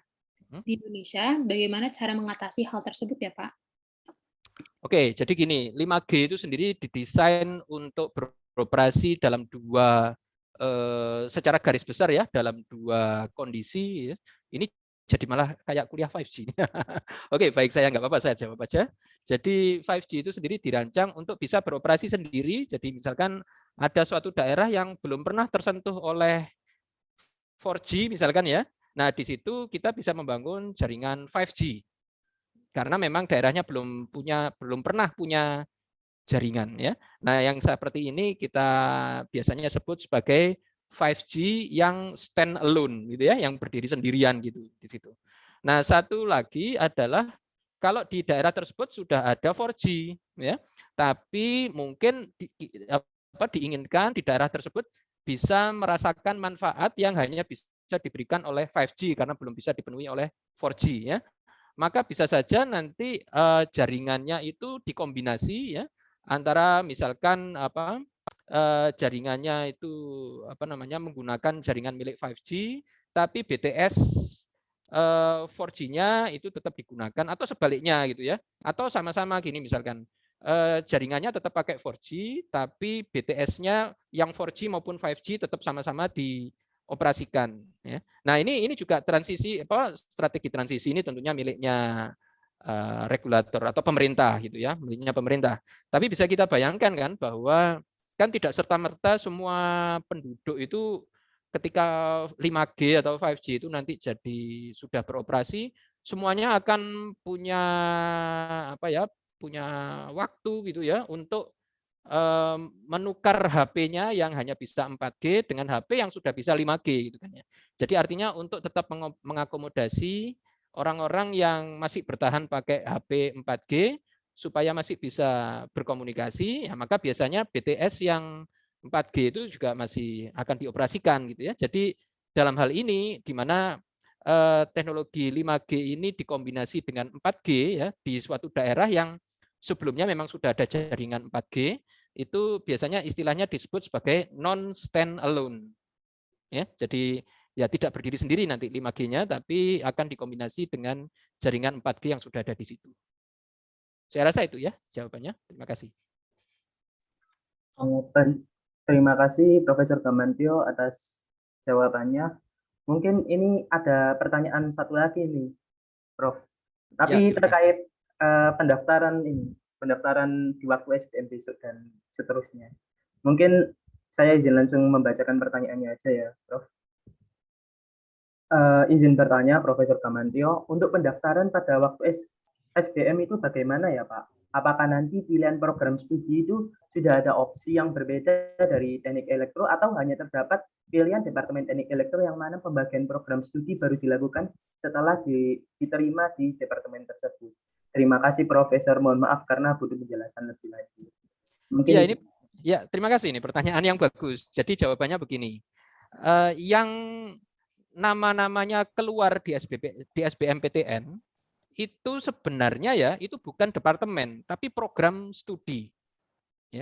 Jadi nama-nama yang keluar di situ adalah program studi. Ya, kecuali mungkin kecualinya itu kayak ITB itu ya. ITB itu yang keluarkan fakultas itu malahan ya. Nah, kalau perguruan tinggi itu pada umumnya yang keluar namanya di SBMPTN dan bisa dipilih itu pada umumnya adalah program studi ya. Jadi nanti yang keluar di SBMPTN tetap ada nama teknik elektro yang berarti program studi teknik elektro dan akan muncul nama teknik telekomunikasi juga ya. Jadi yang artinya adalah program studi teknik telekomunikasi. Jadi nanti daftarnya itu langsung ke teknik telekomunikasi. Nah, ini kita juga sebenarnya juga nanti akan mencoba menyiapkan juga bagi yang barangkali ketika ikut SBMPTN belum tahu itu ya, bahwa nanti akan muncul teknik telekomunikasi, udah terlanjur milih yang lain gitu. Kita juga akan tetap menerima mahasiswa melalui program kemitraan dan mandiri. Ya, jadi itu biasanya apa ya? Kayak boleh dibilang itu tahapan ketiga ya. Pertamanya kan SNMPTN, keduanya SBMPTN. Nah, ketiganya ini nanti yang program kemitraan dan mandiri. Ya. Itu mungkin jawaban saya, semoga jelas ya. Terima kasih. Iya, makasih Bapak. Oh iya Bapak, ada yang pertanyaan mungkin bisa menjadi pertanyaan terakhir. Ini Pak. Maaf Profesor, boleh saya tahu passing grade untuk Fakultas Telekomunikasi ini berapa ya? Oke, terima kasih pertanyaannya. Karena ini pertama kalinya teknik telekomunikasi akan menerima mahasiswa langsung dari SBMPTN, maka ya kita belum bisa bicara passing grade. Karena passing grade itu kan biasanya dasarnya adalah penerimaan di tahun sebelumnya ya. Jadi yang punya passing grade ya mungkin teknik elektro, program studi teknik elektro ya. Kalau program studi teknik telekomunikasi ya belum punya karena ini baru pertama kali kita buka. Tetapi apa namanya, kita harapkan bahwa kapasitas 40 kursi itu untuk pertama kalinya ini, jadi itu satu kelas itu ya, itu bisa terisi gitu ya, bisa terisi dengan baik, apa namanya, dan kami harapkan tentunya adik-adik bisa mencoba dan masuk gitu ya ke program tersebut. Ya oke lah dibatasi 40, tapi silahkan mencoba gitu ya. Karena tadi sudah kita jelaskan bahwa kita sudah siap untuk mendidik, membina adik-adik semua. Karena pada dasarnya adik-adik ini adalah talenta-talenta muda yang nanti akan sangat dibutuhkan oleh negara gitu ya dalam membangun industri telekomunikasi di Indonesia. Saya rasa itu ya. Terima kasih pada yang semua yang sudah bertanya dan juga kepada kakak-kakak MC ini. Terima kasih.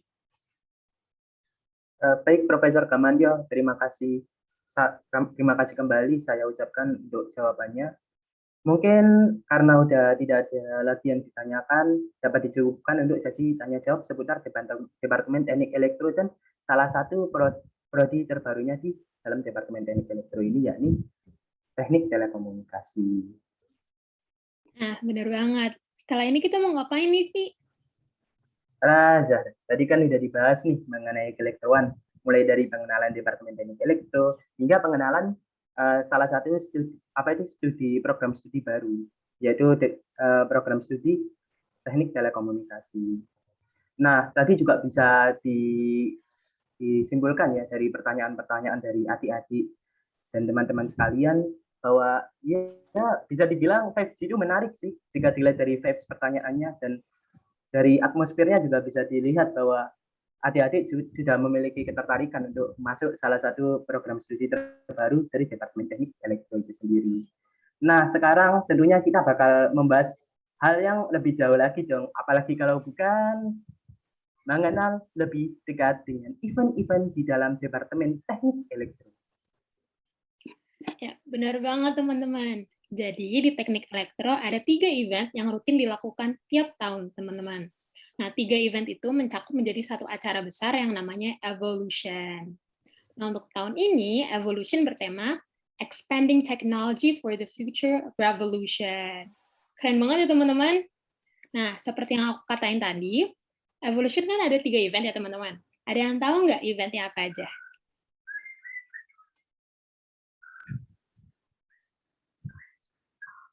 Nah, karena nggak ada yang tahu, mungkin kita kasih tahu aja kali ya, Via. Nah, benar banget Mbak Zahra. Mungkin aku jabarin aja nih. Jadi di teknik elektro itu ada 3 sub-event dari evolution, yakni Elektra, Baronas, dan Evolve. Nah, Zahra, kamu tahu nggak masing-masing dari sub-event tadi? Tahu dong, aku jelasin ya. Nah, yang pertama itu ada event yang namanya Elektra. Nah, mari kita lanjut ke acara Elektra. Nah, Elektra itu atau singkatannya Electrical Competition Tour and Rally. Nah, Elektra itu adalah suatu kompetisi yang dilaksanakan untuk siswa SMA, SMK, atau sederajat yang khususnya telah mencapai tahun ke-11. Nah, materi yang diujikan juga beragam, teman-teman. Ada dari fisika, matematika, logika, dasar pemrograman, rangkaian listrik dasar, dan khususnya tahun ini akan ada soal dari dasar pengetahuan teknik elektro. Selanjutnya, nah, untuk tema tahun ini adalah Enhance New Generation with a Brand New Adventure, Technology to Rouse Our Spirit in Pandemic Era. Keren banget ya, teman-teman. Total hadiahnya juga besar banget, mencapai 15 juta rupiah, plus free pass teknik elektro ITS. Nah, untuk timeline-nya bisa dilihat pada screen. Jangan lupa dicatat, teman-teman. Akan ada 3 babak. Babak pertama adalah babak penyisihan, di mana pada tanggal 29 Januari tahun 2022, babak kedua akan ada babak semifinal pada tanggal 30 Januari tahun 2022, dan babak ketiga adalah babak final pada tanggal 6 Februari tahun 2022. Selanjutnya, nah untuk teman-teman nih yang masih kepo atau pengen tahu lagi tentang soal Elektra, kalian bisa langsung akses di link intip.in/cek soal Elektra. Selanjutnya, nah persyaratannya cuma ada 3, teman-teman. Nah, teman-teman adalah siswa aktif SMA, SMK, atau sederajat seluruh Indonesia. Lalu kedua, teman-teman satu tim terdiri dari maksimal 2 peserta dari sekolah yang sama. Dan ketiga adalah satu tim diizinkan berasal dari kelas yang berbeda. Selanjutnya, untuk teman-teman yang berminat untuk ikut kompetisi ini, kalian bisa langsung screenshot screen ini dan langsung mengikuti langkah-langkahnya baik online maupun offline. Selanjutnya, untuk info lebih lanjut, kalian bisa langsung menghubungi Mas Adar atau menghubungi langsung melewati elektraits11@gmail.com atau melalui sosial media kita di evolution_ITS. Oke, mungkin itu dari aku, dan good luck untuk semua peserta. Nah, tadi udah dijelasin nih mengenai Elektra dari Mbak Zahra. Jadi Elektra itu memang lomba seperti Olimpiade pada umumnya gitu, teman-teman.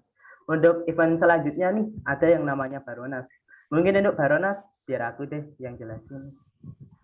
Oke, Baronas. Untuk Baronas tahun ini mengusung tema Elevate Your Skills Through Robotics for Future Technology Revolution. Nah, Baronas sendiri atau biasa dikenal dengan Lomba Robot Nasional merupakan event tahunan Departemen Teknik Elektro ITS yang berfokus pada perlombaan robot, teknologi robotika untuk SD, SMP, SMA, dan umum.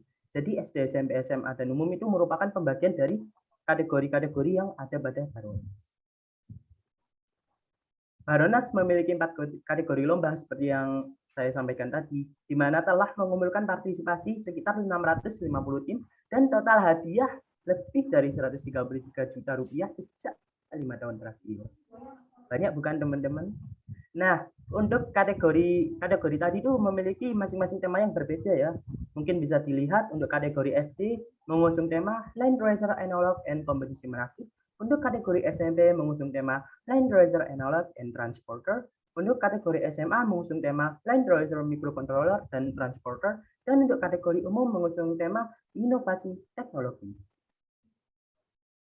Oke, untuk kategori pertama ialah elementary kategori atau kategori SD, di mana robotnya memiliki tema Factory Supply Robot.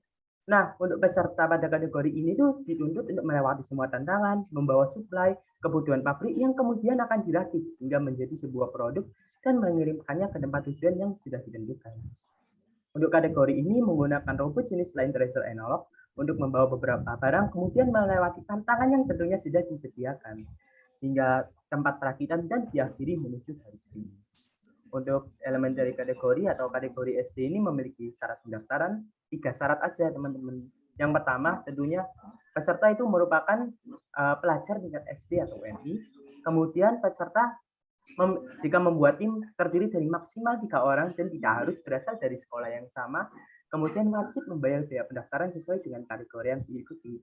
Jadi kalau ikut SD, yang bayar sesuai dengan pendaftaran SD. Seperti itu teman-teman.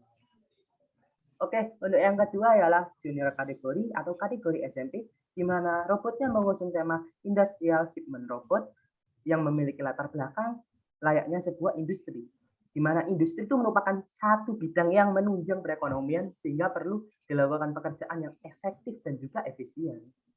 Dalam perlombaan kategori SMP ini sendiri, robotnya itu digunakan dua jenis robot, yaitu robot transporter dan robot line tracer yang merepresentasikan robot pengirim barang secara otomatis, cepat, dan akurat. Adapun syarat pendaftaran bagi kategori SMP ini ialah merupakan pelajar yang tentunya tingkat SMP MS atau sederajat.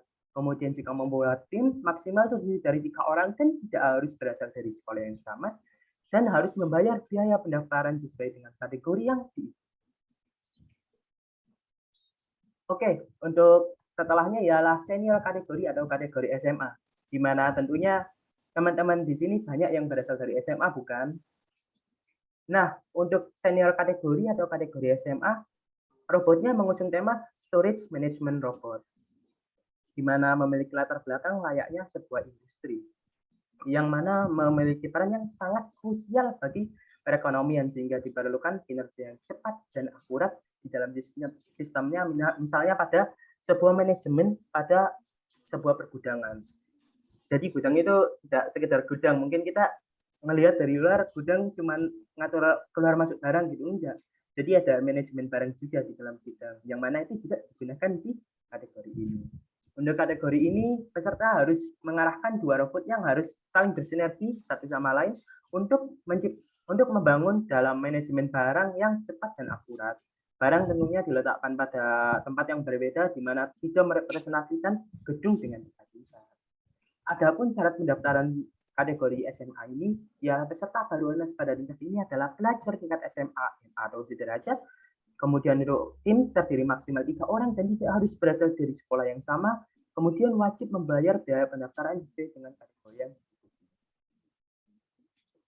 Oke, untuk selanjutnya ialah open kategori atau kategori umum, di mana mengusung tema inovatif teknologi to prepare the era of society 5.0. Nah, untuk open kategori atau kategori umum ini pada awalnya itu memandang terhadap revolusi industri 4.0, di mana dunia kini bahkan tanpa disadari itu udah masuk ke era society 5.0. Era ini tuh tentunya menggabungkan berbagai teknologi baru seperti IoT, robot, AI, dan Big Data pada sebuah kegiatan ekonomi dan sosial sehingga dapat memberikan barang dan jasa yang dibutuhkan dengan cepat. Peserta dalam kategori open kategori ini dituntut agar dapat menginovasikan teknologi pada berbagai bidang, yakni pendidikan, lingkungan, kesehatan, dan teknologi. Nah, mungkin bagi peserta yang memiliki favorit di bidang keilmiahan, ini merupakan kompetisi yang cocok sih bagi teman-teman sekalian, mengingat syarat pendaftaran bagi open kategori atau kategori umum ini terbuka bagi seluruh kalangan, di mana itu memiliki syarat hanya 7 tahun ke atas secara umum. Kemudian masing-masing tim itu terdiri maksimal 3 orang dan tidak harus berasal dari sekolah yang sama. Kemudian mendaftarkan abstrak sesuai periode registrasi dan membayar biaya pendaftaran setelah lolos tahap abstrak. Jadi yang suka keilmiahan sabi banget nih, cocok buat penelitian juga. Nah, untuk timeline dari Barones 2022 bisa dilihat pada layar. Mungkin bagi yang nge-plan nih untuk ikut Barones pada tahun ini bisa banget langsung meng-capture layar juga. Oke, mungkin adik-adik sekalian ada yang penasaran nih, atau para hadirin penasaran bagaimana sih lomba Barones pada tahun sebelumnya, gimana sih atmosfer keseruannya? Mungkin langsung aja kita cek sama-sama. Nah, ini adalah lomba Barones pada 2021 atau pada Barones tahun sebelumnya, di mana ini diwakili tim Faustin Sisters dari SD Muhammadiyah 4 Surabaya. Tentunya ini menggunakan robot yang sama dengan robot yang ditemakan tahun ini. Tema secara dasar maksud saya. Tapi untuk misi-misi tentunya ada yang berbeda. dan pasti ada kejutan di dalam. Mungkin bisa balik ke slide selanjutnya. Nah, ini kebetulan Baronas ketika dilangsungkan secara offline ya teman-teman. Jadi ini dilaksanakan di Gedung Robotika ITS. Siapa sih yang nggak kenal Gedung Robotika ITS? Gedung Sejuta Prestasi. Nah, jadi dilaksanakan pada Gedung Robotika itu. Ini kategori SD tentunya. Nah, ini juga salah satu kategori juga yang dilaksanakan di Gedung Robotika. Bisa dilihat atmosfernya, penontonnya cukup banyak bukan? Ya, begitu serunya jika lomba dilakukan secara offline pada saat ini. Oke, mungkin ada yang kepo nih. Kalau online itu pengisiannya gimana sih? Jadi langsung aja dilihat ada layar teman-teman sekalian. Jadi di sini itu Baronas 2021 waktu pengisian antara tim Modibat Wow di sebelah kiri dan Airobo 2 di sebelah kanan. Bisa dilihat keseruan dan ketegangan antara kedua tim yang sedang berlomba pada Baronas 2021 kemarin. Oke, mungkin itu tadi keseruan, berbagai keseruan bisa dikatakan keseruan dan juga ketegangan tentunya ketika mengikuti lomba Baronas 2022. Jangan sampai lari atau menghilang dari keseruannya, karena ya kalau mencari hal-hal yang seru tentunya ada juga nih di Baronas 2022 yang pastinya akan membawa berbagai kejutan di perlombaannya nanti. Untuk lebih lanjut bisa langsung menghubungi kontak person kami di WA, Line, ataupun di Instagram @evolution_. Mungkin itu tadi dari Baronas 2022. Terima kasih. Wah, Baronas seru banget ya teman-teman. Jadi jangan lupa untuk daftar karena hadiahnya juga nggak kecil, itu besar banget. Tapi tentunya Baronas nggak kalah keren nih sama acara terakhir. Itu adalah acara Evolve. Nah, Evolve itu atau Energy for Innovations and Global Revolution adalah suatu discussion platform yang akan membahas tentang isu nasional dengan menghadirkan speaker-speaker inspiratif tentunya dari berbagai latar belakang yang beragam atau berbeda. Selanjutnya, nah tema dari Evolve sendiri tahun ini adalah 5G and Smart City Release the Future. Keren banget ya teman-teman. Jadi jangan lupa untuk daftar.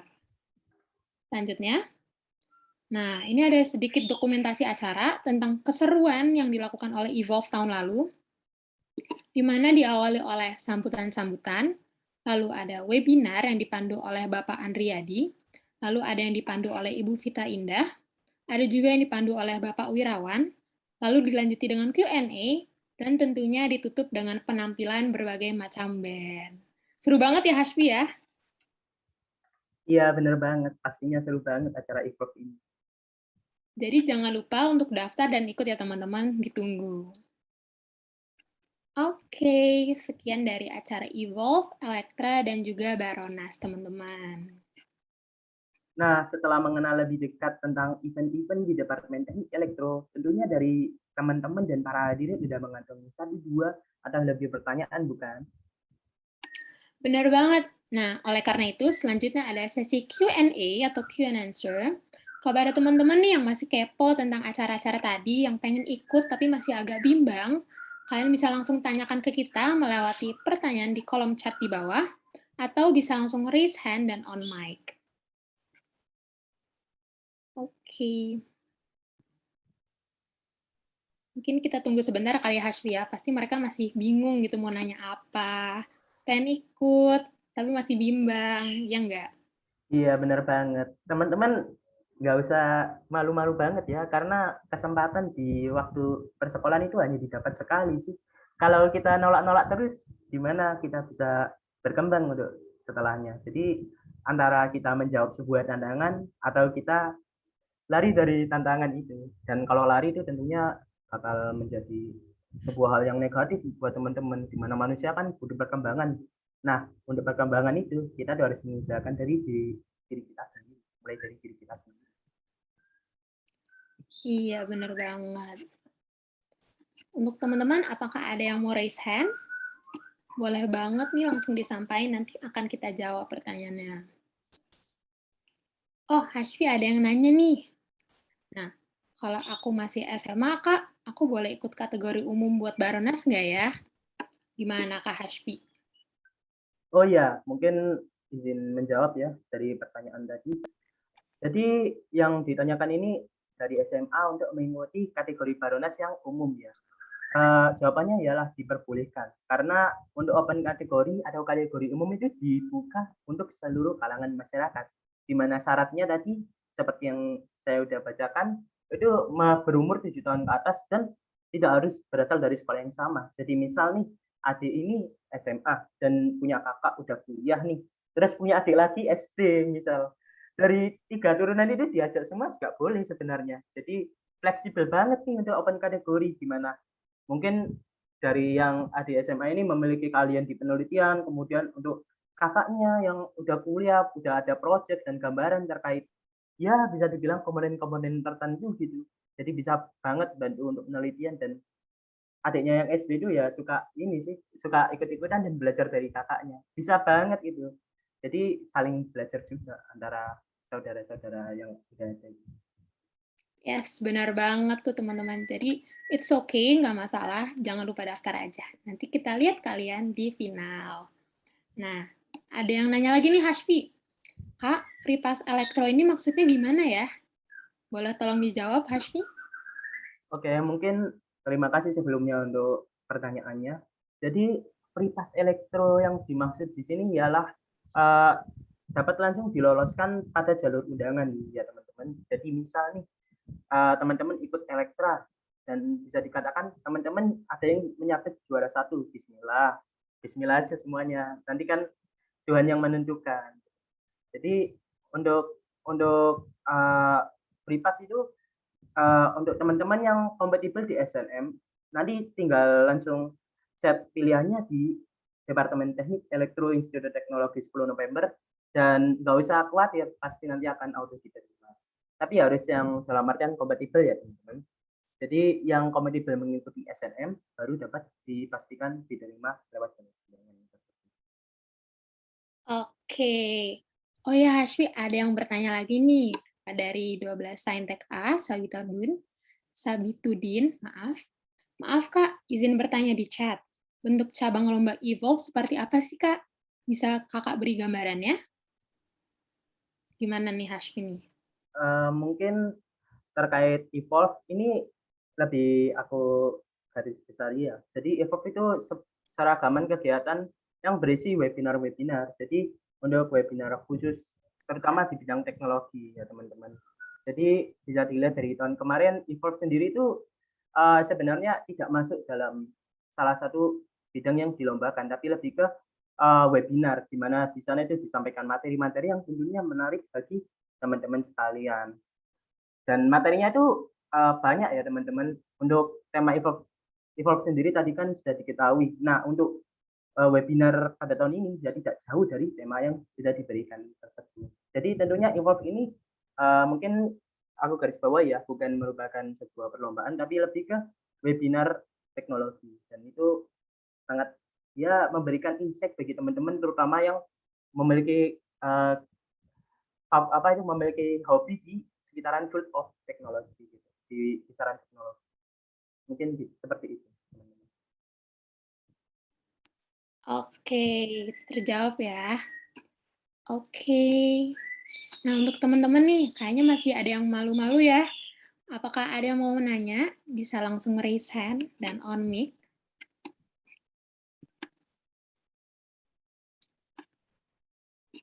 Oke, mungkin karena belum ada, ini bisa jadi pertanyaan terakhir.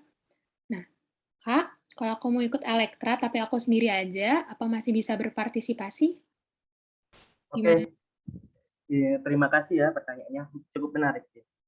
Nah, untuk Elektra sendiri itu jika ada peserta yang ingin ikut, dalam artian tidak membentuk tim 2 orang, tapi ikut sendiri boleh-boleh aja, karena persyaratan Elektra tadi kan maksimal satu tim terdiri dari 2 orang. Jika diisi oleh 1 orang, boleh-boleh aja tentunya, dan itu tidak memberikan sebuah masalah bagi adik-adik dalam mengikuti kompetisi tersebut. Ya, adik-adik tinggal langsung aja mendaftarkan diri adik ke link yang udah tentunya ada di feed IG kami di evolution_ITS, dan tidak perlu ragu untuk tim saya gagal di registrasi, tidak perlu, karena pada syarat Elektra sendiri itu yang dikutip ialah maksimal tim di mana tidak ada kata minimal. Jadi 1 itu tidak merupakan sebuah batasan bagi adik-adik untuk mengikuti lomba elektra. Selamat berjuang, Dik. Oke, makasih banyak Kak Ashfi atas jawaban-jawabannya. Semoga adik-adik sini punya semangat ya untuk ikut lomba dan bisa aja menjadi pemenangnya. Apalagi kalau menang lomba elektra ya Kak, bisa free pass elektro. Jadi nggak usah pakai SBMPTN atau SNM, langsung jadi mahasiswa. Oke, mungkin itu bisa jadi penutup sesi Q&A kita. Oke, setelah berakhirnya sesi tanya jawab, menandakan pula berakhirnya susunan acara pada siang hari ini. Kepada teman-teman, kami mohon maaf sebesar-besarnya jika terdapat kesalahan baik dalam perkataan maupun perbuatan. Sebelum menutup acara kali ini, ada baiknya kita menutupnya dengan doa. Berdoa sesuai dengan kepercayaan masing-masing, dipersilahkan.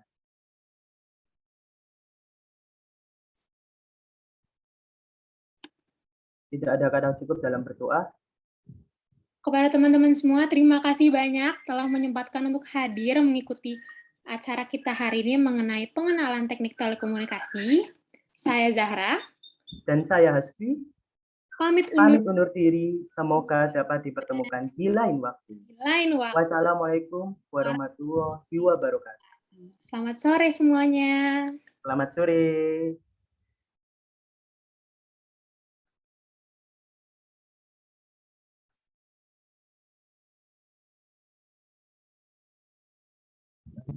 Makasih, Kak.